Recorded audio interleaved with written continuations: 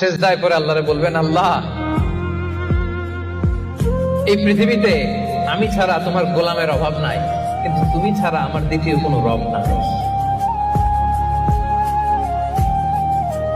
চোখের পানি ছেড়ে আল্লাহরে ডেকে বলেন, আল্লাহ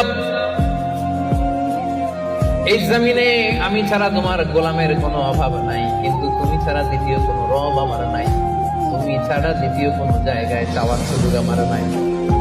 চোখের পানি ছেড়ে আল্লাহরে বলেন, আল্লাহ কোরআনে তুমি শিখিয়েছো ফরিয়াদীদেরকে কেউ যদি চায় ওই ফরিয়াদীদেরকে বারণ করা যায় না, তুমি কেমন করে এই অভাগা ফরিয়াদীকে আজকে ফিরিয়ে দিবা। চোখের পানি ছেড়ে আল্লাহর কাছে চা, সব তিনি দিয়ে দিতে পারেন। চিল্লায় বলেন ঠিক কিনা?